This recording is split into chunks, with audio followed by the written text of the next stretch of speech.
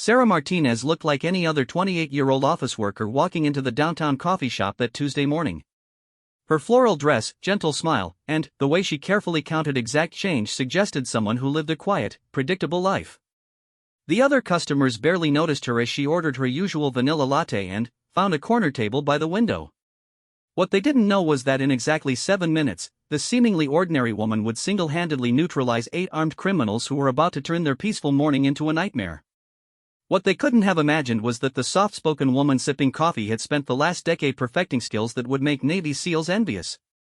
Sometimes the most extraordinary people hide in the most ordinary places. Sometimes a hero doesn't look like what movies have taught us to expect. And sometimes, when chaos erupts and trained professionals are nowhere to be found, salvation comes from the person you'd least suspect. This is the story of 12 minutes that changed everything. 12 minutes when a secret that had been carefully guarded for years finally came to light. 12 minutes that proved appearances can be devastatingly deceiving. You think you know what a hero looks like. You're about to discover how wrong you can be. Sarah Elena Martinez had perfected the art of being invisible. At 28 years old, she had spent the better part of a decade blending seamlessly into the fabric of suburban American life.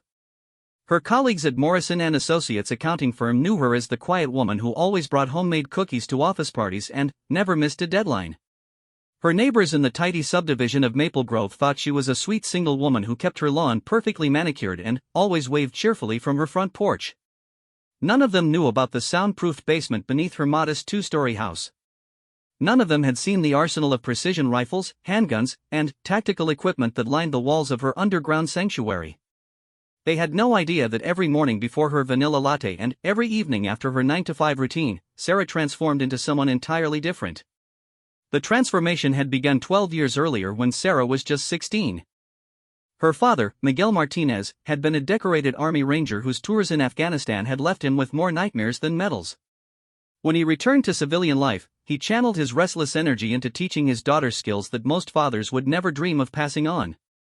While other teenage girls were learning to drive or experimenting with makeup, Sarah was learning to calculate wind speed and bullet drop at distances that would challenge professional snipers. Miguel had lost his wife, Sarah's mother, to a random act of violence when Sarah was 14. Maria Martinez had been killed during a convenience store robbery, shot down while buying milk and bread for the family dinner. The senselessness of her death had shattered something fundamental in Miguel's worldview.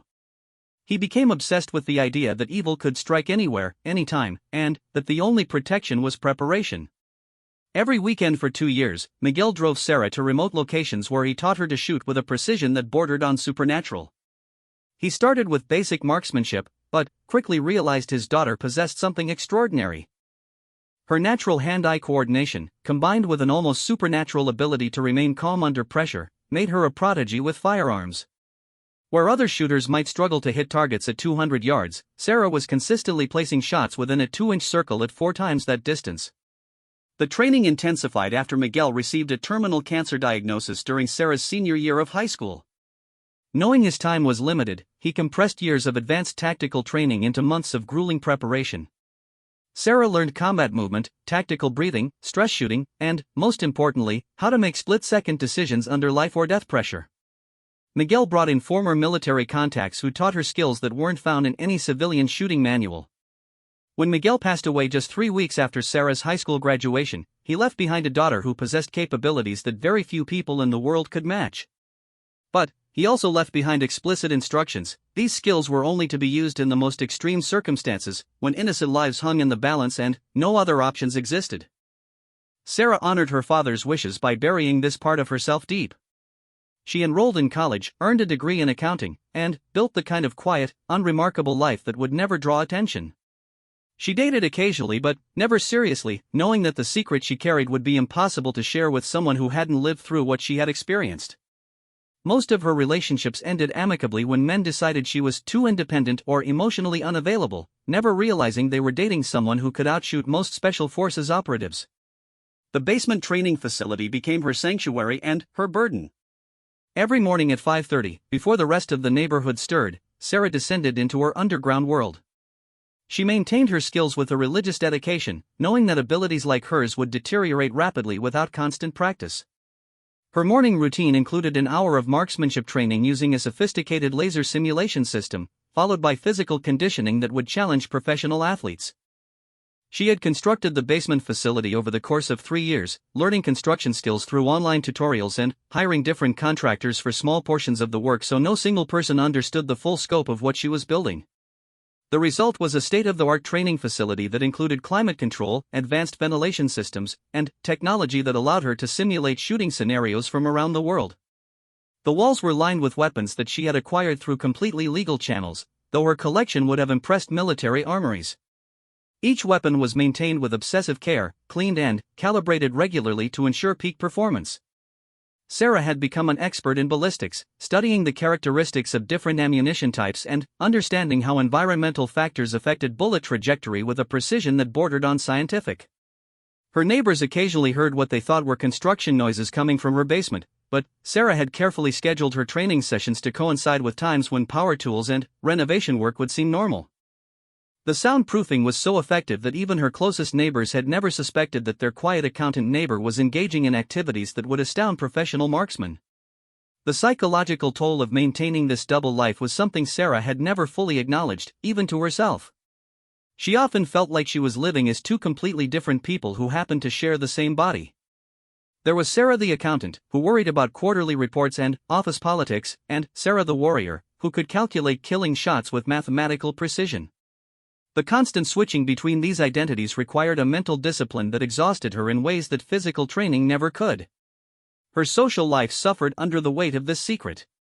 She attended office gatherings and neighborhood barbecues with a smile that felt increasingly forced as the years passed. Conversations about weekend plans and vacation destinations felt trivial when she spent her free time preparing for scenarios that other people couldn't imagine.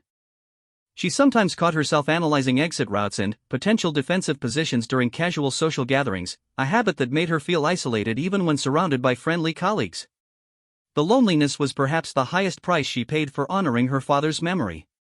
There were nights when she sat in her basement, surrounded by weapons that represented thousands of hours of dedicated training, and wondered if she was wasting her life preparing for events that might never come.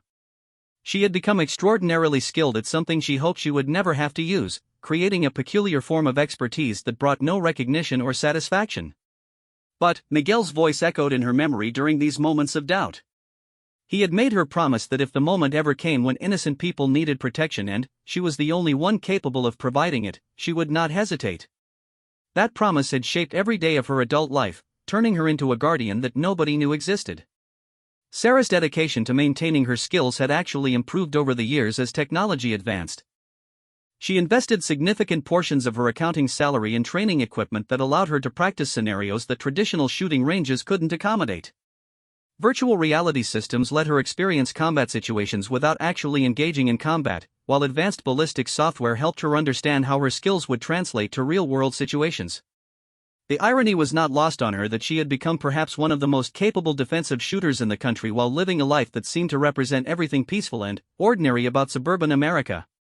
Her ability to switch between these two realities had become so seamless that sometimes she almost forgot which version of herself was the real one. As Sarah finished her morning training session on what would become the most important day of her life, she had no idea that 12 years of preparation were about to be put to the ultimate test. She cleaned her practice weapons with the same meticulous care she brought to every aspect of her training, stored them securely, and headed upstairs to begin another day as Sarah Martinez, accountant.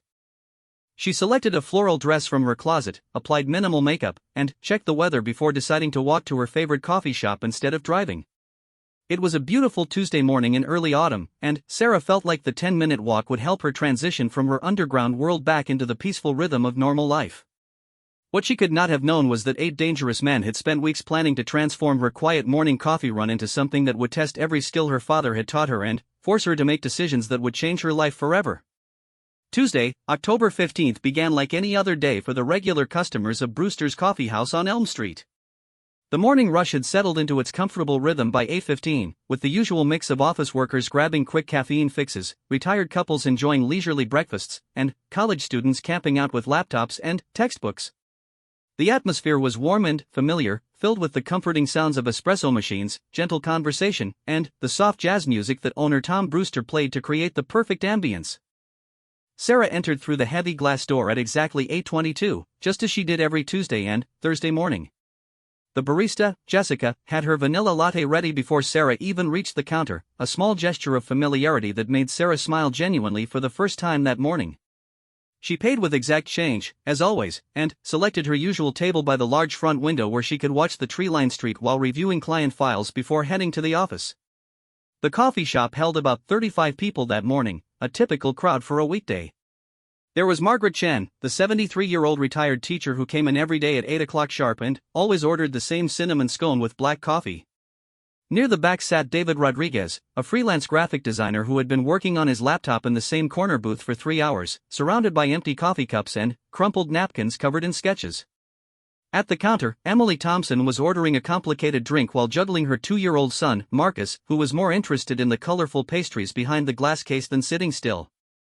Emily had started coming to Brewster's every Tuesday after her divorce, finding comfort in the routine and the way the staff always smiled at Marcus and sometimes snuck him an extra cookie. The sense of normalcy was so complete that nobody noticed the black SUV that had been parked across the street for the past 20 minutes. Nobody paid attention to the fact that its windows were tinted darker than legal regulations typically allowed, or that 3 more identical vehicles had positioned themselves at strategic points around the 2-block radius surrounding the coffee shop. The plan had been developed over 6 weeks by a group of men who specialized in creating chaos for profit. Their leader, Vincent Kozlov, had spent 15 years perfecting crimes that generated maximum impact with minimal risk to himself. His specialty was coordinated robberies that targeted multiple locations simultaneously, creating confusion that made law enforcement response less effective while maximizing the potential financial gain. Brewster's Coffee House had been selected not because it contained anything particularly valuable, but because it sat at the center of a carefully chosen target zone. Within a 3-block radius were a bank branch, a jewelry store, a check-cashing business, and a small medical clinic that processed significant amounts of cash from patients who avoided traditional insurance. The coffee shop would serve as the central command point for an operation designed to hit all 5 locations within a 12-minute window. Kozlov's team consisted of 8 carefully chosen men who had worked together on similar operations in 3 different states over the past 2 years. Each man brought specific skills. Marcus Webb handled electronic surveillance and communications, Antonio Silva specialized in crowd control and intimidation, Raymond Park was their expert in rapid entry and exit strategies, and the others filled roles that ranged from lookout duties to physical enforcement when intimidation proved insufficient. Their research had been exhaustive. They knew the coffee shop's layout, had observed the morning routine for 2 weeks, and had identified the probable locations of security cameras and potential exit routes. They understood the response times of local law enforcement and had planned their operation to conclude before police could effectively organize a coordinated response. What they had not researched, and could not have known, was that Sarah Martinez represented a variable that existed completely outside their experience and planning. Their surveillance had identified her as a regular customer who posed no threat, a quiet woman who minded her own business and never attracted attention. In all their years of criminal activity, they had never encountered someone whose ordinary appearance concealed capabilities that could disrupt their entire operation. At 8:28, Sarah was reviewing quarterly tax projections for a client when her peripheral vision caught something that made her subconsciously pause. Years of training had developed her situational awareness to a level that operated below conscious thought, and something about the street scene outside the window had triggered an almost automatic alert response. She looked up from her papers and observed what appeared to be a perfectly normal Tuesday morning. Cars moved at their usual pace, pedestrians walked their familiar routes, and nothing seemed obviously out of place. But her father's training had taught her to trust instincts that couldn't always be explained rationally, and something felt wrong in ways she couldn't immediately identify. Sarah began conducting what Miguel had called a soft surveillance sweep, a technique that appeared like casual observation but systematically evaluated potential threats. She noted the positions of other customers, identified possible cover locations within the coffee shop, and observed the street activity with an attention to detail that would have impressed intelligence professionals. At 8:31, the black SUV's doors opened simultaneously, and 8 men emerged with a coordination that immediately confirmed Sarah's instincts. They moved with military precision, each taking assigned positions that indicated extensive planning and professional execution. These were not random criminals acting on impulse. This was a coordinated operation conducted by people who understood tactics and timing. Vincent Kozlov entered through the front door first, his appearance designed to seem non-threatening until the moment he chose to reveal his true intentions. He was followed by 3 other men who spread out across the main floor of the coffee shop with movements that seemed casual but actually positioned them to control key areas of the space. The transformation from normal morning to hostage situation happened with terrifying speed. Kozlov produced a handgun and fired a single shot into the ceiling, the sound exploding through the peaceful atmosphere like a physical blow. The reaction was immediate and predictable. People screamed, dropped to the floor, and looked around desperately for escape routes that had suddenly been blocked by armed men. Sarah's response differed dramatically from everyone else in the coffee shop.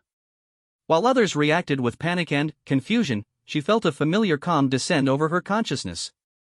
Years of training had prepared her for exactly this moment, and her mind automatically shifted into the tactical mode that her father had drilled into her until it became second nature. From her position by the window, Sarah quickly assessed the situation with a clarity that would have amazed the panicked customers around her. She counted 8 hostiles, identified their weapons as military-grade assault rifles and handguns, and noted their positions relative to the civilians who had suddenly become potential casualties in whatever operation these men had planned. Margaret Chen, the elderly retired teacher, had fallen when the first shot was fired and was struggling to get back to her feet. David Rodriguez had instinctively tried to shield his laptop, as if protecting his work could somehow matter in this new reality. Emily Thompson was clutching her 2-year-old son, her face showing the kind of terror that only a parent can experience when their child is threatened. Kozlov began speaking in the commanding tone that had served him well in previous operations, explaining that this was a robbery, that cooperation would ensure everyone's safety, and that any attempt to interfere would result in consequences that nobody wanted to experience. His words were chosen to maximize compliance while minimizing resistance, a script he had refined through years of criminal experience. But, as Kozlov delivered his threatening monologue, Sarah was conducting rapid calculations that had nothing to do with quarterly tax projections. She was estimating ranges, evaluating angles, and determining whether the skills she had spent 12 years developing could be deployed in an environment filled with innocent people who would be caught in any crossfire that developed. The decision she faced in that moment represented everything her father had tried to prepare her for, a situation where her unique capabilities might be the only thing standing between innocent people and catastrophic violence, but where using those capabilities would forever change her carefully constructed life. As Sarah sat perfectly still in her floral dress, appearing to be just another terrified customer, her mind was actually running through tactical scenarios with the speed and precision of a military computer. She was about to discover whether 12 years of secret preparation would prove sufficient for 12 minutes that would test every skill she possessed. The morning coffee run that had begun as a peaceful routine was about to become something that would be remembered for the rest of her life, and the lives of everyone else who happened to be present when ordinary Tuesday morning transformed into extraordinary circumstances that would demand extraordinary responses. The first 3 minutes of the hostage situation unfolded exactly as Vincent Kozlov had planned during countless rehearsals. His men had established complete control over the coffee shop's interior, positioning themselves to monitor all exits while maintaining clear lines of sight to the 35 terrified customers who now found themselves trapped in what had been their peaceful morning refuge. Sarah remained motionless at her window table, her body language suggesting the same fear and compliance that radiated from everyone else in the shop. But, beneath this carefully maintained exterior, her mind was operating in a state of hyper-awareness that transformed the chaotic scene into a series of tactical problems with potential solutions. Her father's training had taught her to prioritize information gathering before action, so she spent these crucial opening minutes conducting a detailed assessment that would inform any decisions she might make. She identified that 3 of the 8 men carried military-grade assault rifles while the others were armed with handguns. Their positioning indicated professional training, but she also noted small inefficiencies in their formation that suggested they were not current military personnel. The most dangerous individual was clearly Kozlov himself, who maintained a position near the center of the shop that allowed him to observe and control the entire space.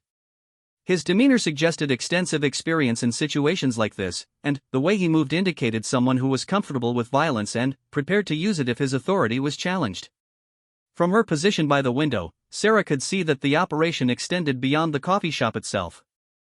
The black SUV remained positioned across the street, and she caught glimpses of coordinated activity at other locations in the surrounding blocks.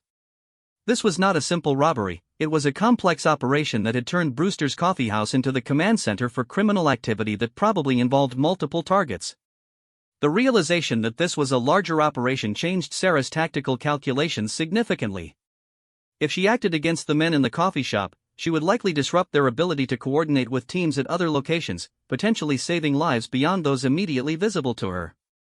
But it also meant that any action she took would have consequences that extended far beyond the walls of the coffee shop. Margaret Chan, the elderly retired teacher, had managed to regain her footing but was visibly shaken and struggling to understand what was happening around her.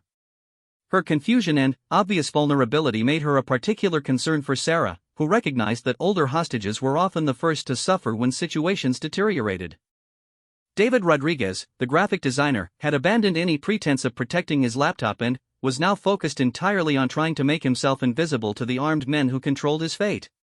His position near the back of the shop placed him close to one of the gunmen, creating a potential problem if Sarah needed to neutralize that particular threat. Emily Thompson had managed to calm her 2-year-old son, Marcus, but Sarah could see the tremendous strain in the young mother's face. Emily was clearly fighting to maintain composure for her child's sake while internally processing the terrifying reality that both their lives now depended on the intentions and decisions of dangerous strangers. At minute 4 of the crisis, Kozlov received a radio transmission that caused his demeanor to shift in ways that Sarah recognized as significant. His body language suggested that something in the larger operation was not proceeding as planned, and she watched him gesture sharply to 2 of his men, who immediately moved toward positions that would give them better control over the hostages. This was the moment when Sarah realized that the situation was about to escalate in ways that would put innocent lives at immediate risk. Her years of studying criminal psychology and hostage situations had taught her to recognize the warning signs that indicated when desperate criminals might begin using violence to regain control of situations that were slipping away from them.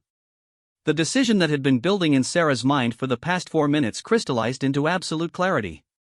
She possessed capabilities that no one else in the coffee shop could match, and circumstances had developed in ways that made intervention not just possible, but necessary. The promise she had made to her father 12 years earlier was about to be tested in the most literal and immediate way possible. Sarah began her preparation with breathing techniques that her father had taught her to use before engaging targets at extreme distances. The tactical breathing served a dual purpose: it calmed her nervous system while simultaneously increasing her oxygen intake in ways that would enhance her physical performance during the demanding actions that lay ahead. Her purse, which sat innocuously on the table beside her coffee cup, contained items that would seem completely ordinary to any observer but that Sarah had specifically chosen for their potential tactical utility. The metal pen could serve as a striking weapon, the compact mirror could be used for surveillance around corners, and even her keys were arranged in a configuration that could be weaponized if necessary.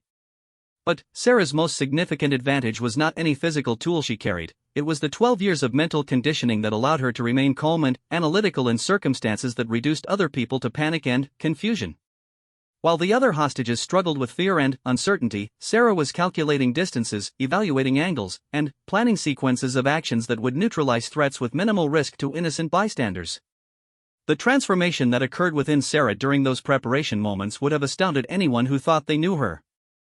The quiet accountant who worried about quarterly reports and always paid with exact change was accessing a part of her personality that had been forged in countless hours of demanding training designed to prepare her for exactly these circumstances.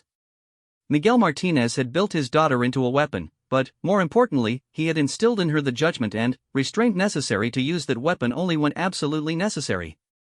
Sarah understood that once she acted, there would be no return to the quiet life she had carefully constructed.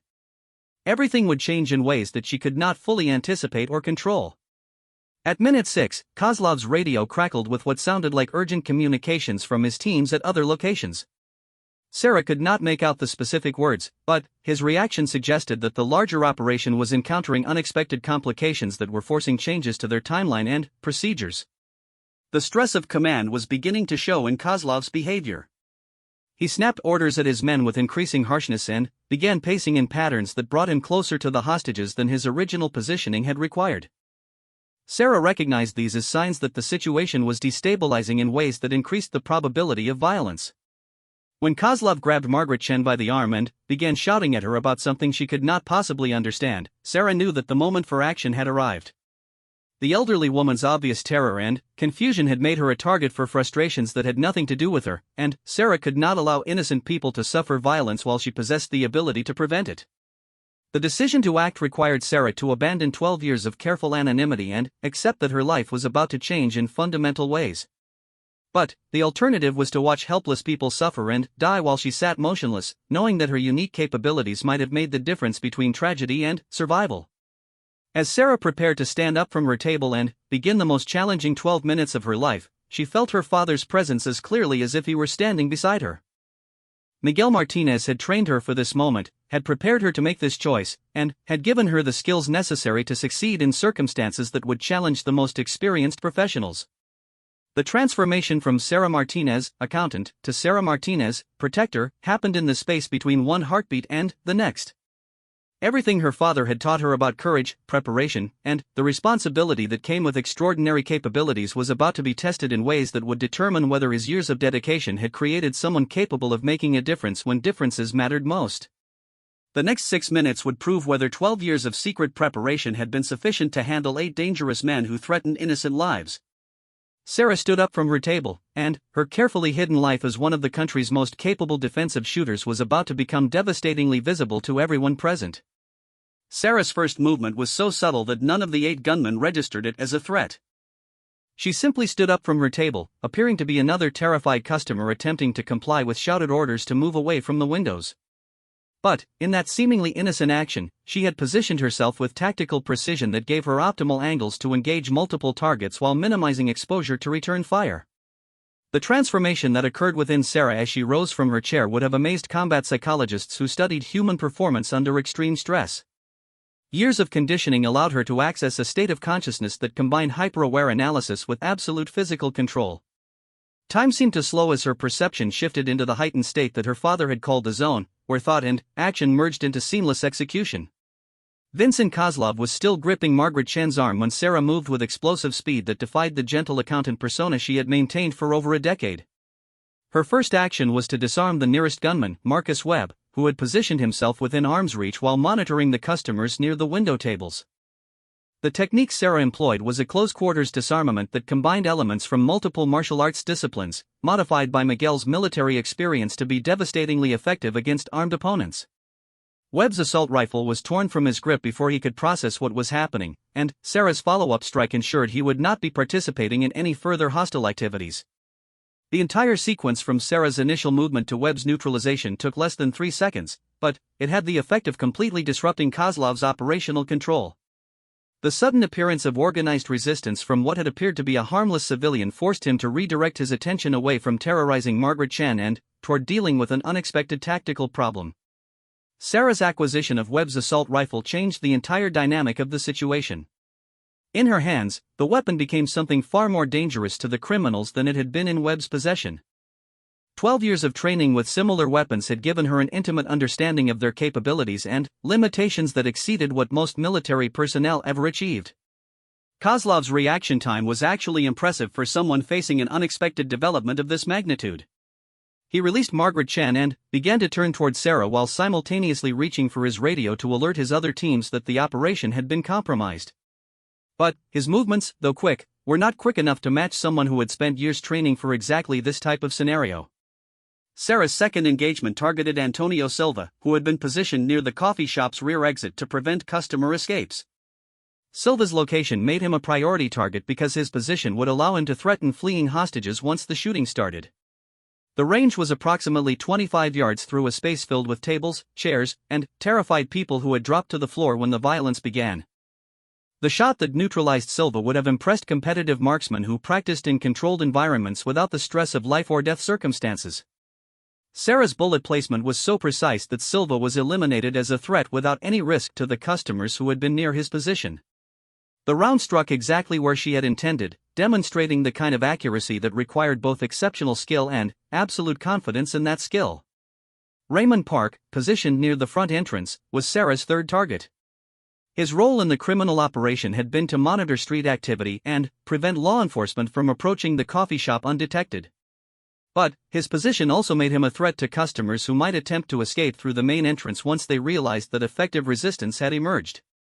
The angle required to engage Park demanded that Sarah move from her initial position near the window to a location that would give her a clear field of fire without exposing innocent customers to potential return fire. This tactical movement demonstrated the three-dimensional thinking that separated amateur shooters from professionals who understood how to use space and positioning as weapons. Park's neutralization was accomplished with the same devastating precision that had characterized Sarah's previous engagements. But, by this point, the remaining gunmen had begun to understand that they were facing opposition that far exceeded their planning and experience. The quiet coffee shop had transformed into a battlefield where their numerical advantage was being systematically eliminated by someone whose capabilities they could not have anticipated. Kozlov's attempts to maintain command control were hampered by the rapid pace at which his team was being neutralized and the shocking realization that their supposedly helpless hostages had included someone with military-grade combat skills. His radio communications with external teams became increasingly frantic as he tried to explain a situation that defied his previous criminal experience. The fourth and fifth neutralizations happened in rapid succession as Sarah moved through the coffee shop with fluid efficiency that made her appear to be dancing rather than fighting. Years of training had taught her to use momentum and positioning to maintain continuous advantage over opponents who were struggling to adapt to circumstances they had never encountered. David Rodriguez, the graphic designer, later told investigators that watching Sarah work was like observing a lethal ballet performed by someone who understood violence as an art form. Her movements were economical and precise, with no wasted motion or unnecessary flourish. Each action served a specific tactical purpose that advanced her toward the objective of protecting innocent people from immediate danger. Emily Thompson, still clutching her 2-year-old son, found herself in the surreal position of being protected by someone who had seemed indistinguishable from any other customer just minutes earlier. The disconnect between Sarah's ordinary appearance and her extraordinary capabilities would have been impossible to believe if Emily had not witnessed it directly. The sixth neutralization presented Sarah's most challenging tactical problem because the remaining gunman had positioned himself in a location that used Margaret Chen as inadvertent cover. The angle and distance required a shot that would eliminate the threat while ensuring absolutely no harm to the elderly woman who had become an unwitting shield. Sarah's solution demonstrated why Miguel Martinez had spent years training his daughter to make shots that challenged the limits of human capability. The precision required exceeded what most professional snipers would attempt in optimal conditions, but Sarah executed it in a coffee shop filled with obstacles and distractions while under the stress of active combat. By this point, Kozlov had realized that his operation was beyond salvage and that his primary objective had shifted from criminal profit to personal survival. His remaining team members were either neutralized or in the process of being neutralized by someone whose identity and capabilities remained completely unknown to him. The seventh neutralization occurred as Kozlov attempted to use innocent customers as human shields while maneuvering toward what he hoped might be an escape route. But Sarah's positioning and tactical awareness allowed her to anticipate his movements and cut off his options before he could implement desperate measures that would have put additional lives at risk. With only Kozlov himself remaining as an active threat, Sarah found herself in the position of having successfully protected every innocent person in the coffee shop while systematically defeating a coordinated criminal operation that had been planned and executed by experienced professionals.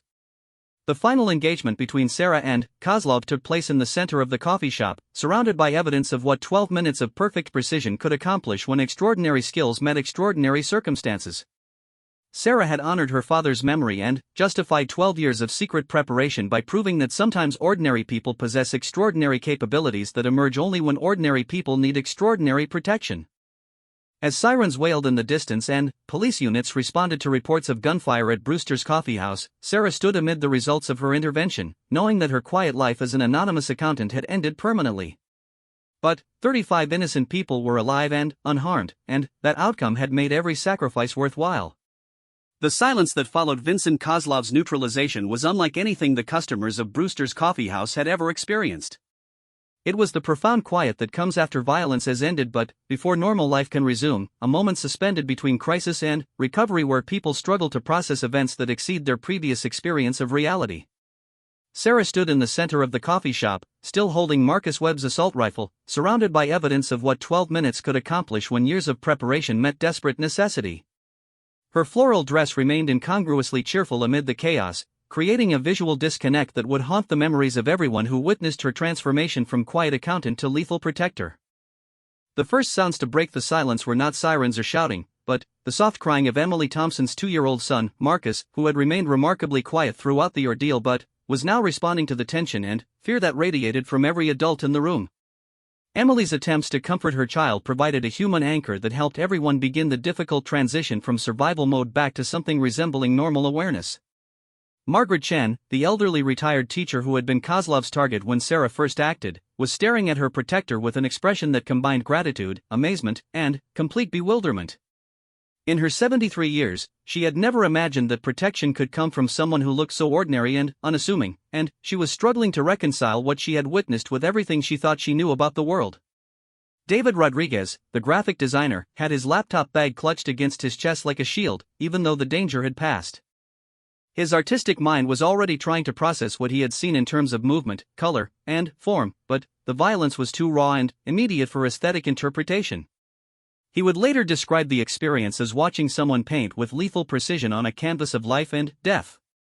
The first police officers to arrive at Brewster's Coffee House encountered a scene that challenged their training and experience in ways they had never anticipated. They expected to find either an active shooting situation or the aftermath of criminal violence, but instead discovered a coffee shop full of traumatized but unharmed civilians and one woman in a floral dress who had somehow single-handedly neutralized 8 armed criminals. Detective Linda Morrison, a 20-year veteran of the force, later said that walking into Brewster's that morning was like entering a crime scene where the laws of probability had been temporarily suspended.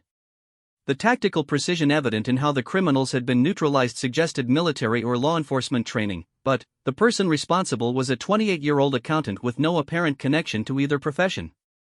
Sarah's cooperation with law enforcement was complete and immediate, but her explanations created more questions than they answered.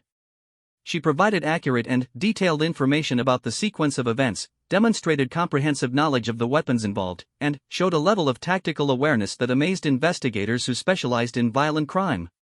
The background check that followed revealed the carefully constructed normalcy of Sarah's adult life, but also raised puzzling questions about how someone with her unremarkable history had acquired capabilities that impressed seasoned professionals.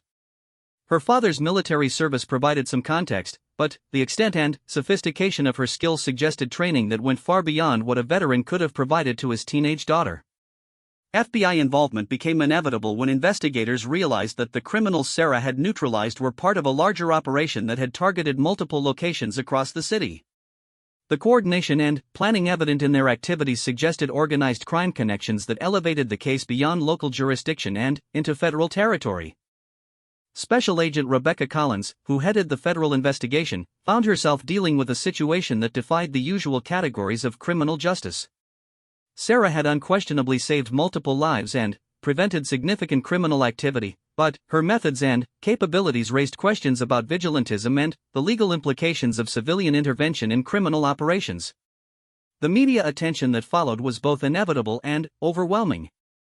Sarah's transformation from anonymous accountant to local hero created a story that captured public imagination in ways that surprised everyone involved.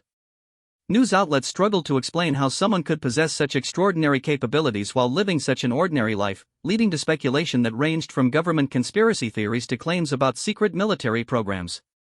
Sarah's neighbors in the quiet subdivision of Maple Grove found themselves thrust into the spotlight as reporters sought to understand how they could have lived next to someone with such remarkable abilities without ever suspecting anything unusual. The revelation that their quiet, friendly neighbor had been maintaining an underground training facility shocked residents who thought they knew their community. Tom Brewster, the coffee shop owner, faced the complex task of rebuilding his business after events that had transformed his peaceful establishment into the site of a nationally famous incident. While he was grateful that Sarah had prevented a tragedy, he also struggled with the knowledge that his morning routine had nearly cost 35 people their lives and had been saved only by the presence of someone whose identity remained largely mysterious. The psychological impact on the other customers who had been present during the incident varied dramatically based on their personalities and previous life experiences. Some, like Margaret Chen, found themselves feeling safer knowing that protective capabilities could exist in unexpected places. Others, like David Rodriguez, struggled with anxiety about violence that could emerge without warning in previously safe environments. Emily Thompson's reaction was perhaps the most complex of all. As a mother who had witnessed her child's life being protected by someone she had never noticed before that morning, she felt profound gratitude combined with unsettling questions about what other secrets might be hidden behind the ordinary appearances of everyday people. The legal proceedings that followed were precedent-setting in their complexity. Sarah's actions were clearly justified under self-defense and defense of others statutes, but the extent of her capabilities and the thoroughness of her response raised questions about proportional force and civilian intervention that legal scholars would debate for years. Sarah's decision about how to continue her life after the incident required her to choose between attempting to return to anonymity and accepting the reality that her secret capabilities had become public knowledge. The basement training facility that had been her sanctuary for 12 years was now evidence in a federal investigation, and her quiet accounting career had ended the moment she stood up from her coffee shop table. The job offers that followed came from federal agencies, private security firms, and military contractors who recognized her unique combination of skills and judgment. But Sarah found herself reluctant to embrace a career built around the violence that she had hoped never to use, preferring instead to find ways to honor her father's memory while building a life that emphasized protection rather than destruction. The community impact of the incident extended far beyond those directly involved. Discussions about hidden capabilities, civilian preparedness, and the nature of heroism became part of local conversations that would influence how people thought about safety, community, and the potential for ordinary individuals to make extraordinary differences. Sarah's story became a case study in military and law enforcement academies, where instructors used her tactical decisions to illustrate principles of precision, restraint, and effective intervention. But, more importantly, her story became an inspiration for people who wondered whether they possessed capabilities they had never been forced to discover. The coffee shop where 35 people had their lives saved by someone they never suspected reopened 6 weeks after the incident, with a small plaque near Sarah's usual table that read simply, "Sometimes heroes hide in plain sight." The inscription captured something profound about the nature of capability, preparation, and the responsibility that comes with extraordinary skills held by ordinary people. As Sarah looked toward a future that would be fundamentally different from anything she had previously imagined, she carried with her the knowledge that 12 years of secret preparation had proven sufficient for 12 minutes that mattered more than all the quiet years that preceded them. Her father's training had prepared her not just to protect innocent people, but to make choices that honored the best aspects of human capability when those capabilities were needed most. The woman who had walked into Brewster's coffee house as an anonymous accountant had emerged as living proof that heroism can exist in the most unexpected places, waiting for the moment when preparation meets necessity and ordinary people discover they possess the power to accomplish extraordinary things.